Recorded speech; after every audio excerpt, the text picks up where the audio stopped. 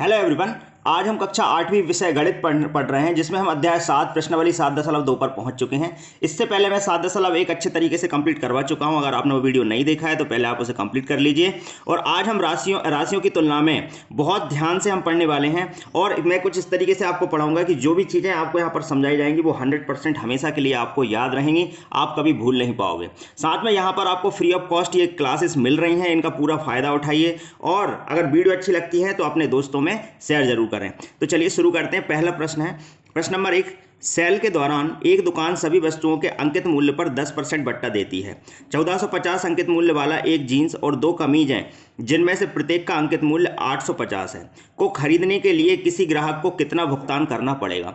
तो पहले हम समझते हैं कि भाई अंकित मूल्य क्या होता है। देखिए, जैसे मान ली कोई वस्तु आपने ली, जब आप किसी वस्तु को लेते हैं, मान लीजिए ये पेन आपने खरीदा। अब इस पेन को जब आपने खरीदा तो जितने में आप खरीदते हैं उसे हम लोग क्रय मूल्य कहते हैं। ठीक है, जितने में आप उसे खरीदते हैं उसे हम लोग क्रय मूल्य कहते हैं। ये बात समझ गए आप बहुत अच्छे से। इसके बाद आपको यहाँ पे ये ध्यान रखना है कि जितना प्राइस आप इसको खरीदने के बाद आप इस पर लिखते हैं। मान लीजिए आपने इसको 100 रुपीज़ में खरीदा, 100 रुपये में खरीदा। ठीक है, आपने 100 रुपये में इसको खरीदा। अब 100 रुपये में खरीदने के बाद आपने क्या करा, इस पर 120 प्राइस डाल दिया। ठीक है, तो ये यहाँ पर जो 120 होगा ये कहलाएगा अंकित मूल्य। ये कहलाएगा इसका अंकित मूल्य। ठीक है, 120 क्या हो जाएगा, इसका अंकित मूल्य हो जाएगा। लेकिन अब आप जितने में इसको बेचोगे, जैसे मान लीजिए आपने इसको 10% छूट देने के बाद 10% की छूट दे दी, और बट्टा, छूट को बट्टा भी कहते हैं ना, ध्यान रखना, डिस्काउंट इंग्लिश में कहते हैं। तो अब क्या होगा, अगर 10% आपने इसको छूट दे दी इस पर, तो जितने में आप बेचोगे वो हो जाएगा इसका विक्रय मूल्य। उसको हम कहेंगे विक्रय मूल्य, क्योंकि विक्रय किया हमने, उसी को हम बोलते हैं विक्रय मूल्य। तो बात समझ में आ गई। 10% छूट दे दी, मान लीजिए 120 का 10% कितना होगा, 12 की छूट दे देंगे तो कितने में जाएगी ये वस्तु, ये जाएगी 108 में। तो इस तरीके से आप इन तीनों बातों को थोड़ा ध्यान से समझ लेना। अब अगर हम क्वेश्चन की बात करें कि इस क्वेश्चन को करना कैसे, उसे थोड़ा ध्यान से समझना। देखो, स्टेप बाय स्टेप आपको समझना होगा कि किस तरीके से हमें इस क्वेश्चन को करना है। देखिए, सबसे पहले हल लिखेंगे। आप देखिए, सेल के दौरान एक दुकान सभी वस्तुओं के अंकित मूल्य पर 10% का बट्टा देती है। अब 1450 अंकित मूल्य वाला एक जीन्स, अब मतलब जीन्स का जो कीमत है, जीन्स की जो कीमत है वो कितनी है, 1450 हो गई। ठीक है, जीन्स की कीमत हो गई 1450। फिर उसने बोला है 2 कमीज। अब कमीज कितनी है, 2। अब 2 कमीज हैं तो एक कमीज की कीमत कितनी है, एक कमीज की कीमत कितनी, 850। तो 2 की कितनी होगी, इसमें इसका गुणा करना पड़ेगा। तो गुणा कर दो, गुणा करा, 0 का 0, 2 पंजे 10 की 0, 1 हासिल का, 8 दूनी 16 और 1 17। तो कितना आ गई, 2 कमीज की कीमत कितनी आ गई, 1700 आ गई। अब यहाँ पर हम बोले कुल कीमत दोनों की मिला के, तो दोनों की मिला के कुल कीमत कितनी होगी, देखो 1450 प्लस 1700, ये आ जाएगी कुल कीमत। ये बात समझ में आ गई, ये कुल कीमत आ जाएगी। अब इनको जोड़ दो। अब जोड़ा हमने तो इधर 0 आ जाएगा, इधर 5 आ जाएगा, फिर 7 4 11 का 1 आ जाएगा, और 1 2 3 3150 आ गया। अब उसने कहा कि 10% बट्टा देती है, और उसने पूछा है कि को खरीदने के लिए किसी ग्राहक को कितना भुगतान करना पड़ेगा। तो 10% छूट दे रही है, बट्टा मतलब छूट है ना, तो इसका 10% निकालना पड़ेगा। ठीक है, तो इसका 10% निकाल दो। अब यहाँ पर हम लिखेंगे छूट देने के बाद कीमत, छूट देने के बाद कीमत। तो देखो 3150। अब कोई भी चीज़ उसने 10% की छूट दे दी तो वो चीज़ कितना बची, अब 90% बची। भाई 10% की छूट दे दी तो वो चीज़ अभी बची कितनी, तो वो 90% बची। तो इस तरीके से हम क्या करेंगे, इसका 90% निकाल देंगे। ऐसे ही निकालेंगे 90/100, क्योंकि मैंने पिछले वीडियो में आपको समझाया परसेंटेज निकालने का तरीका। गुणा करके 90/100 कर देते हैं। अब ये 0 0 कट गया, ये 0 0 कट गया। ठीक है, अब आप आसानी से गुणा कर लो। फिर 9 पाना 45 के 5 4 हासिल के, 9 एकम 9 और 4 13 के 3 1 हासिल का, फिर 9 3 27 और 1 28। मतलब ये आपका आंसर हो जाएगा। बात समझ में आ गई होगी। क्वेश्चन बहुत आसान था, बस थोड़ा समझने वाला क्वेश्चन था। इसके अलावा भी अगर आपका कोई डाउट आ रहा है तो आप मुझे कमेंट बॉक्स में कमेंट करके जरूर बता दें। अब चलते हैं अगले क्वेश्चन की ओर। अब देखिए जरा अगला क्वेश्चन करते हैं। अगला क्वेश्चन क्या दिया है, थोड़ा ध्यान से समझना। देखो, सबसे पहले मैथ्स में किसी भी क्वेश्चन को करने के लिए सबसे जो पहली चीज़ होती है वो होती है कि आपको क्वेश्चन समझना। अगर आपको क्वेश्चन समझ में आ गया तो समझ लो कि फिर आपसे बन जाएगा, किसी प्रकार की कोई दिक्कत नहीं होगी।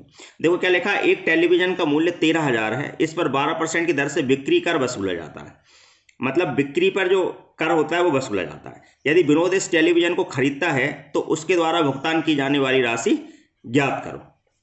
अब यहाँ पर थोड़ा समझने वाली बात यह है कि अभी जो टेलीविजन का मूल्य है वो कितना, 13,000। तो हम यहाँ पर लिखेंगे टेलीविजन का मूल्य, टेलीविजन का मूल्य कितना है, अभी 13,000 है। तो ये हमने 13,000 लिख दिया। इस पर 12% की दर से बिक्री कर वसूला जाता है। तो अब यहाँ पे हम लिखेंगे बिक्री कर के बाद मूल्य, बिक्री कर के बाद मूल्य, बिक्री कर के बाद मूल्य। अब कितना बिक्री कर लग रहा है, तो 12% लग रहा है, ठीक है। तो 12% इसमें, इसका निकाल दो 12%। कैसे निकालोगे, 12% मतलब 12/100, गुणा में ऐसे लिख दोगे। अब 2 जीरो से 2 जीरो कैंसिल हो जाएगी, आपस में इनका गुणा कर लो, ठीक है। तो देखो 1 जीरो यहाँ बची तो वो ये लिख ली हमने। फिर 12 × 36 का 6, 3 हासिल का, 12 × 12 और 3 15। तो कितना आ गया यहाँ पर, 1560 आ गया। 12% मतलब जब हमने इसका 12% निकाला 13,000 का, तो कितना आ गया, 1560। तो यहाँ पर अगर हम बोलें कि तो उसके द्वारा भुगतान की जाने वाली राशि ज्ञात करो, है ना, ये पूछा है। तो हम यहाँ लिखेंगे भुगतान की जाने वाली कुल राशि, भुगतान की जाने वाली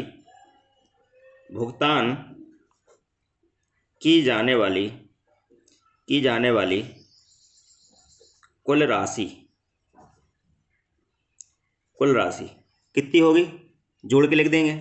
देखो 13,000 तो ये हो गया, प्लस 1560 ये हो गया।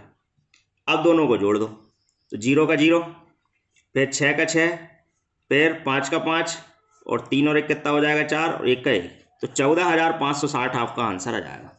बात समझ में आ गई होगी। क्वेश्चन बिल्कुल इजी था, बस स्टेप बाय स्टेप आपको समझना है। तो 14,560 आपका आंसर आ जाएगा। अब चलते हैं हम अगले क्वेश्चन की ओर। अब देखिए अगला क्वेश्चन है, अरुण एक जोड़ी स्केट्स किसी सेल से खरीद कर लाया जिस पर दिए गए बट्टे की दर 20% थी। यदि उसके द्वारा भुगतान की गई राशि 1,600 रुपये है तो अंकित मूल्य ज्ञात करो। अब ये क्वेश्चन भी बहुत आसान है, ध्यान से समझना। अरुण एक जोड़ी स्केट्स किसी सेल से खरीद कर लाया जिस पर दिए गए बट्टे की दर 20% थी। यदि उसके द्वारा भुगतान की गई राशि, देखो यहाँ पर लिखेंगे भुगतान की गई राशि, भुगतान की गई राशि कितना है, 1,600, है ना।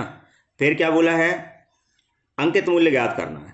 अब यहाँ पे कहानी ये है कि 20% जो छूट दी जाती है वो अंकित मूल्य पे दी जाती है ना। तो 20% की छूट दी गई है। इसका मतलब ये है कि ये जो यहाँ पर वैल्यू दी गई है, ये वाली 1,600, ये 20% कम होगी, है ना, क्योंकि इतने में तो उसने खरीदा है उसे, तो भुगतान किया है, इसलिए 20% कम होगी। मतलब कितना होगी, 80% होगी, क्योंकि 20% की छूट दी है। तो यहाँ पर हम लिखेंगे बट्टा, बट्टा कितना है, 20% है। तो इसका मतलब ये हुआ कि जो राशि है, मतलब अंकित मूल्य है, वो आप x मान लो। अंकित मूल्य माना, ऐसा लिख लो, माना अंकित मूल्य बराबर x, है ना।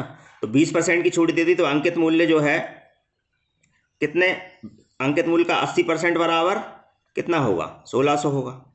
अब आप इसे सॉल्व कर दो, 0 से 0 काट दो, है ना। तो x बराबर हो जाएगा 1,600 गुणित 10/8, फिर 8 दूनी 16, 200 और ये पीछे 0 लगा दोगे तो 2,000। तो अंकित मूल्य कितना आ गया आपका, 2,000। ये आपका आंसर हो गया। तो बात समझ में आ गई होगी। अब चलते हैं अगले क्वेश्चन की ओर। अगला क्वेश्चन क्या है, ध्यान से समझना। देखो सबसे पहली चीज़ जो है वो क्वेश्चन आपको समझ में आना चाहिए, तो चीज़ें बन जाती हैं, उसमें कोई दिक्कत नहीं आती।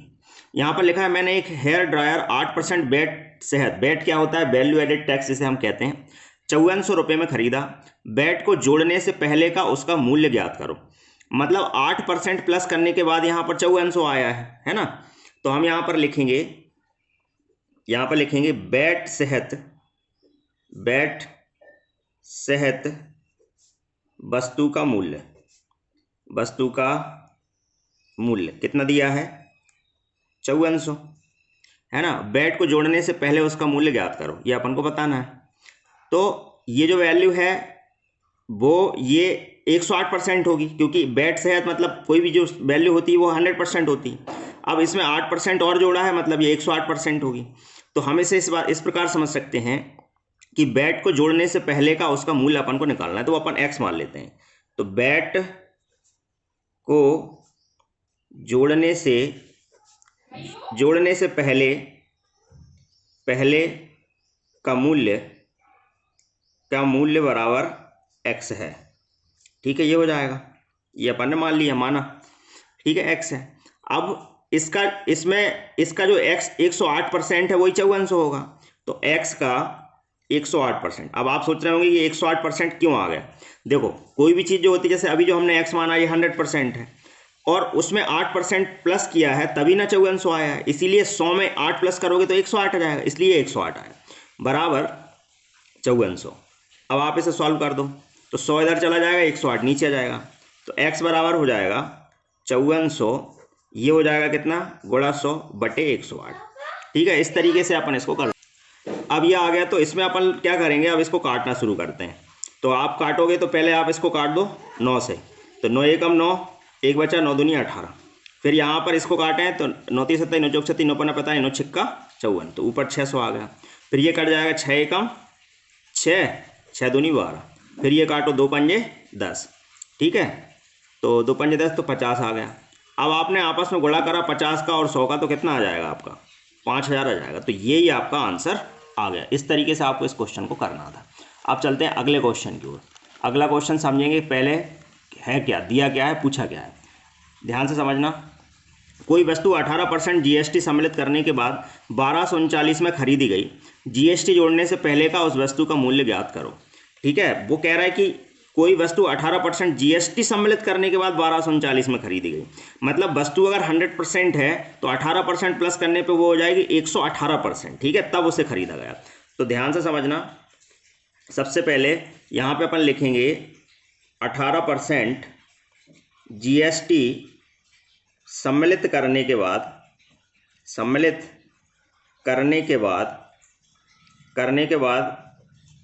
वस्तु का मूल्य कितना दे रखा है, 1239।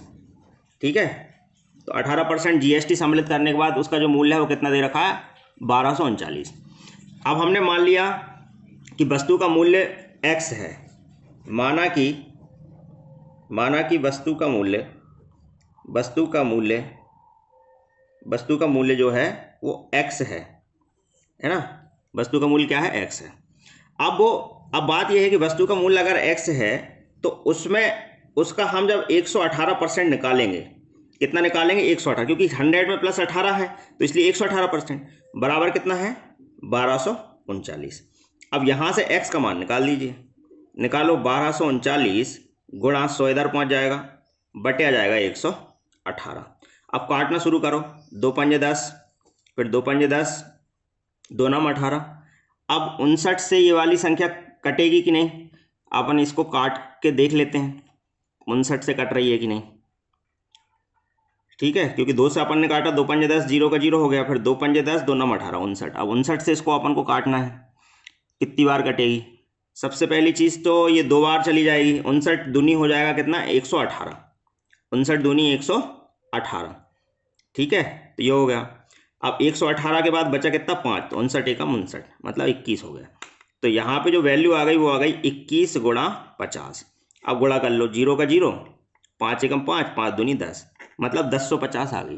तो यहाँ पर जो करेक्ट आंसर होगा वो आपका हो जाएगा कितना, 1050, 1050। ठीक है, ये आपका आंसर है। तो क्वेश्चन बहुत इजी है। इसके अलावा अगर आपका कुछ डाउट है तो आप मुझे कमेंट बॉक्स में कमेंट करके पूछ सकते हैं, और इसके अलावा भी आप मुझे व्हाट्सएप भी कर सकते हैं 9753864830 पर। और वीडियो अच्छा लगता है तो अपने दोस्तों तक इसको जरूर पहुंचाइए, क्योंकि ये बिल्कुल फ्री क्लासेस आपको दी जा रही हैं, आपके फ्यूचर के लिए, आपके अच्छे भविष्य के लिए क्लासेस बनाई जा रही हैं। तो आज के लिए इतना ही, मिलते हैं फिर अगले वीडियो में।